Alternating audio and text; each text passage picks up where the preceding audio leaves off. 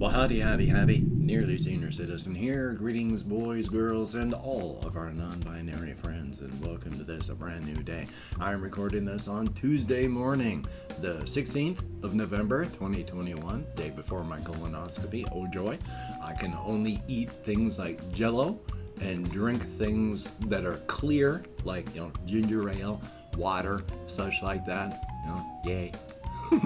So tomorrow I'm going to have just something that I'm going to record tonight to have up so that there's something to let you all know, and then hopefully when I get back things won't be so bad. I'll be able to do something to talk about the results. They won't be the full results because they're going to have to send stuff off to see and have it biopsied, make sure that there's nothing bad going on.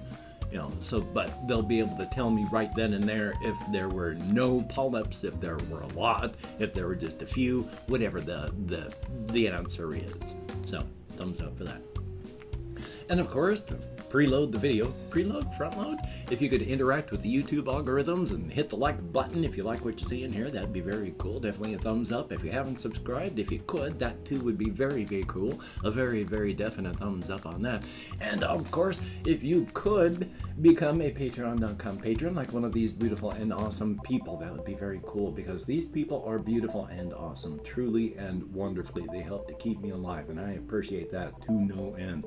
I am on an extremely limited income because of disability, and without these people helping me to pay for my rent and buy food and keep my pets alive, nothing would work. So thank you so very, very much to each one of these people. If you could become a patron, that would be awesome. Links are in the description for the video, wherever it happens to be. I don't know what device you're watching that on.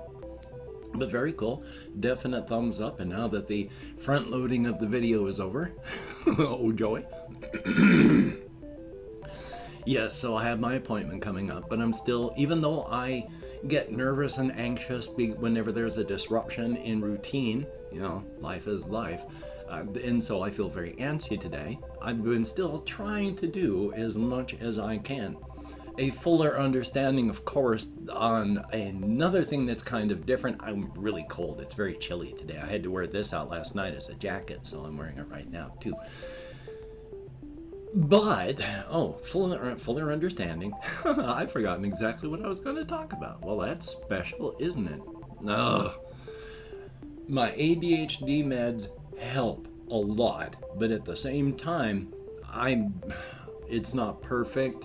And even though my tolerance for a lot of meds seems to be coming down, because I have to take cannabis for pain control and mobility, and for years, 6 and 7 years now, whenever I have done so and partaken of cannabis, I get pain control, mobility, and a vague feeling of goodwill.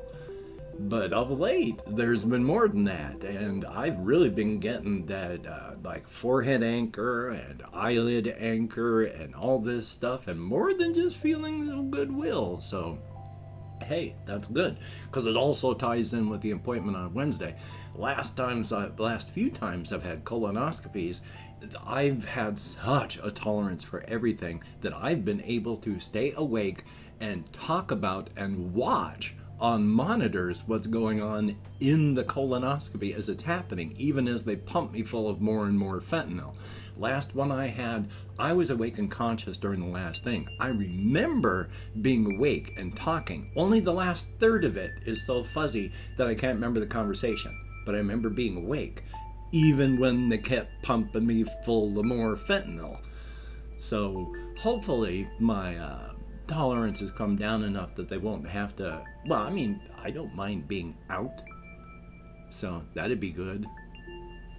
Still, life is life, and we'll find out what goes on. I have been playing games. I've tried and been thinking. I've been watching some stuff, and I've been watching a lot of YouTube videos on the game D100 Dungeon. And there is somebody in comments, I do have to say, that they contacted me through email, because there's a problem with links. If you try to leave a URL in comments, apparently YouTube just eliminates them. So he's been trying to leave comments to a product. I've been talking about the D100 Dungeon product, and it's linked on various places. and got an email saying, is this the one? I would like to buy that for you. So it looks like pretty soon, at least, I'll be getting the basic book. And that is very cool because, oh my gosh, I have been watching more and more and more. It is an intensely bookkeeping heavy thing. The character sheets are intense. It has a calendar that you follow because your character ages as the years go by. There are religious days, there are bad days, there are times that you have to circle a date on the calendar because that's an event that's coming up. And then when you're actually doing things like going into an adventure, you have to keep track on your time track because you have to mark how much oil you're using.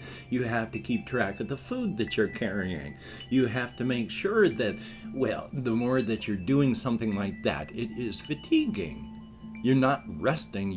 Even if you are resting, you're in a place that is stressful. You're not really resting. It is heavy duty. And they have a whole bunch of other things that's kind of good and kind of bad. Because all the supplements add really good rules. But that means as you're playing, if you use those supplements, you have to go from this book to a page of charts, because they can't combine all the rules into one book, because then, well, who'd buy the supplements?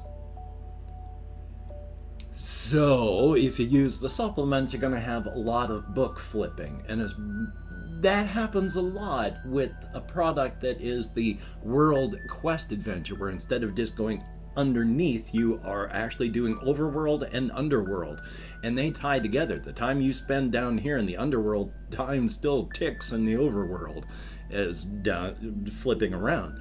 Most of it you draw when you do so, but they also have stuff that you can just download and print, or you can get with little plastic chits where they call it the mapping game, but there's cards for all this. So instead of drawing the dungeon as you're doing it, you're putting down tiles and drawing things. It's really cool. I'm just gushing about it because I think it's awesome. I used to be really into RPGs, and it was only because of my increasing alcoholism up until like 1990. I was really into RPGs. I didn't play them much, I just read them, but I tried playing them periodically. Social anxieties, fear of groups, just all social withdrawing. So it was hard, and so eventually, by the time my alcoholism made it too difficult, I just went, you know what, I'm happier just reading this stuff. And so I still bought the things and read them, never played them. But I'm just gushing about it because it's got that old school excitement feeling that I used to have from decades back. And that's just a nice feeling. It's good to feel that excitement about something. So thumbs up on that. Very, very cool. Let me see if there was... maybe I was talking about a video. I can't remember exactly what it was that I was talking about. But still, really, really quick as well. One of the things that I have also been playing is a computer game. There is an early access game called Dungeons of Idara. And it's good, but it's janky. It's still early access. As stated, they've been forced to do some things. Like originally, if you started the game, you could not reset the campaign. So you had to start, your character died, let's say, but you were up here in the city, all this previous stuff you could never go back and redo, and so if you had forgotten what was going on, tough luck. So that changed. They went and made it so that you could reset the campaigns. And like I say, things are janky. A lot of it is, in fact, primarily it is randomly generated. So it's kind of a roguelite, in that you start off in towns, in places. Well, there's a war, your parents are dead, you get saved, you're into a camp, and then you go from a camp to a city. But every single adventure is randomly generated with randomly generated dungeons and such. It's fun, but oh boy, it's also incredibly janky, and it is so easy that you can... When I say so easy, I don't mean the game is easy. It is so easy to get into a situation that is bad, because you can be absolutely blistering your way through a dungeon. Literally just everything falling before you. They get close, you bring out your weapon, they fall. Then you get to a boss. And if you get stuck behind the scenery, it being a third-person game, the camera is janky. It may just go whoosh, whoosh. You can't fully see what's going on. You don't know where to dodge to get out of the situation. You're trapped, you're stuck. The next thing you know, you're dead. And if you're playing hardcore, you gotta start over. If you're playing normal, then you've lost everything that you had and gained during the dungeon. And that is so frustrating. I have uninstalled more than once just because it's fun, but, weird, fun, but challenging. And then you're caught and dead, no way out, and it's really, really, really bad. But still, you do what you can. And of course, I want to try and talk a bit about this with the inside-outside razor's edge sort of thing, because I keep talking about it, and I need to make a big thing about it in the whole slice of life stories. I've said that there's the southern exit at the crossroads that sometimes shows up. It's only been in the past like 15 years it started showing up. And of course, people like the Crimson King in Crimson of the Crimson Kingdom, is very concerned about things like that. As stated, the King in Crimson has a deep empathy and an abiding affection for humanity. Thank goodness for that.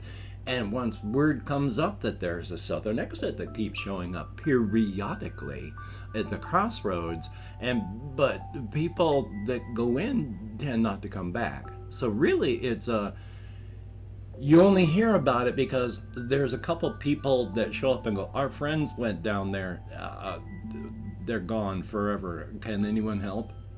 That's when you hear about it. How many people have gone down there as singularly or as a whole group and not heard from anymore? Who knows?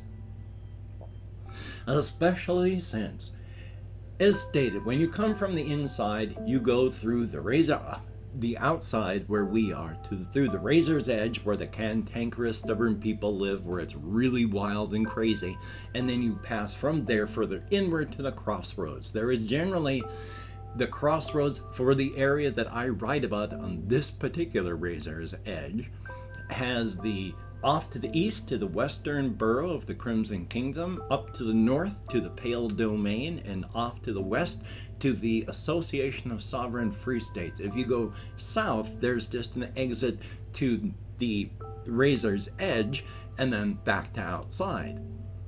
But periodically, there is that southern exit that opens up. Now, the Crimson King in Crimson of the Crimson Kingdom, does just love science and has a whole bunch of people set up to do things. Now, these are scientists that are ready at a moment's notice to go do something where they may not come back alive. And they fully understand that, and it does not bother them. So there's like 3 caravans all ready to go, and for when the next time the southern exit shows up. And these scientists will tell you, quite offended, if you say that, you are sacrificing your life to science. And it's like, no, we are not sacrificing anything for science. We are performing science. We are observing science.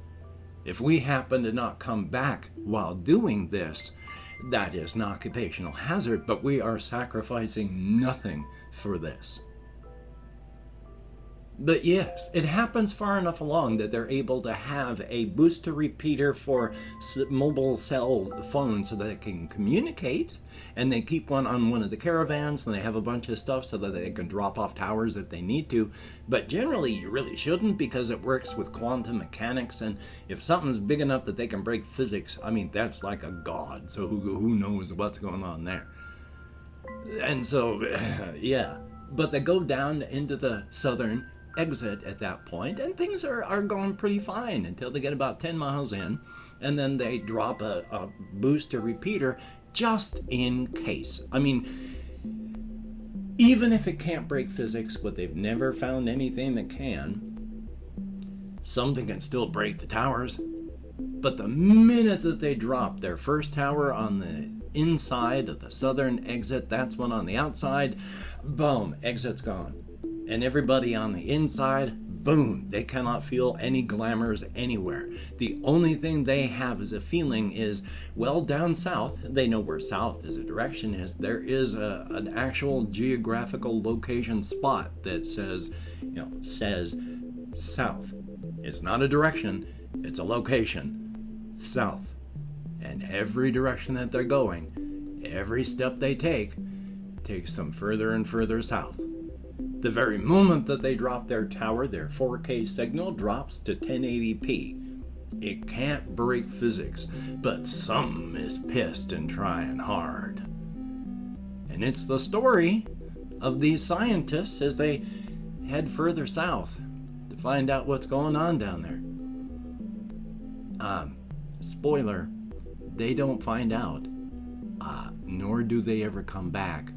And we get to hear the last person there as they're saying, well, I guess I'm the last one, so this is likely to be the last broadcast because I think I'm probably going to get et tonight. And I've opened up 24 hours for the comments in my community tab. And I'm going to go through and thank however many people have left me comments up to 25. I haven't had 25 in quite some time, but anything more than 0 is awesome. Thank you so much. If I mispronounce a username, no disrespect is intended, and even though I count American Sign Language, well, with my depression, fibro, all sorts of issues, I'm sometimes not going to remember anything at all. We have, looks like a little kind of duck face, the colon and then a V. So thumbs up and thank you, and oh, excuse me. Thank you very, very much. Ice Damon, greatly appreciated, and Walkies are awesome. Pancake Cookie, always good to see you in the comments. Now, thank you. Greatly appreciated. And Larry from Space, good to see you as well. We have Jared Nito, thumbs up, and thank you very much. We have Little Casper with some very good suggestions. Thank you. There's Vanishing, thumbs up. There's Pedro de la Cruz Suentes? I do not know how to pronounce that, but thank you very, very much. And Sebastian Ferris, always good to see you in the comments. And yeah, Yuboa is not for everybody. I mean, definitely not. But still, it's good to give it a shot. Narish Singh, I sure hope that I pronounced that even halfway close. We have Johnny K, greatly appreciated. And Zach Campbell, thank you very, very much. Good to see you as well. John Goodwin, thumbs up. Then we have I Love Cody, thumbs up and thank you. Then we have a name in Cyrillic, but it happens. And then there is Ben B, thumbs up and thank you. And then Craig YAC, thumbs up. Mountain, and then the whole bunch of letters after that I can't pronounce. Thank you very, very much. And hey, Yuki likes hot potatoes. Good to see you. Then we have Mushroom Mutant. I don't know where I am anymore. Am I here? I don't know. I'll just go with this. Mushroom United, thank you very, very much. Greatly appreciated, each and every one of you. You get me out of my head and into the world, even though I'm lost as to where I am while counting. Thumbs up and thank you much. It is appreciated to no end. Oof. And I don't know what device you're watching this on, but in the video description there are links to all my channels. If you could check it out, that'd be very cool. There's also links things like my Twitter, Facebook, Patreon, and if you could become a patreon.com patron, again, like one of these very beautiful people, that would be very beautiful and very awesome. They are literally helping to keep me alive, and if you could help to keep me alive, that would be very, very cool. Thank you. If you'd like to help me out without doing that, there's a PayPal link, and if you'd like to help me out without sending money at all, there's an Amazon wish list thing with things like cat food and hamster bedding, so if you could check it out, that'd be very cool. If you could toss me a like, I do appreciate all the positive validation I get from my existence. And of course, if you could hit the notification bell on the subscription button, that would be very cool. Thank you very, very much. A very good thing indeed. And of course, remember, seek creativity. Try to keep learning. Your brain is literally use it or lose it. So keep using it. And seek positivity. I was a negative person for far too many years. It only hurts yourself and others around you. And seek balance, moderation in all things, possibly more boring, also more healthy. Thumbs up for that. I'm gonna do what I gotta do because I got that appointment tomorrow, and I gotta get up at 4 o'clock in the morning to take mega doses of more laxatives, so that's gonna be, excuse me, my vocal cords. So that's going to be fun, yay. Still going to try and be as active as I can, do what I can to be creative, and you should as well. So, with the covfefe bug still raging around the world, if you don't have to go around others, please don't. If you do, try maintain your social distancing, wear a mask, wash your hands often, try not to touch your face. Get the vax if you haven't gotten it, get a booster, it's available. We gotta get through this. You don't need the complications, you don't need the issues, you don't need that 2% risk. So, until we meet again, you take care. Have a great day today. I will see you on the flip side, and that is, well, in my book, a very good thing.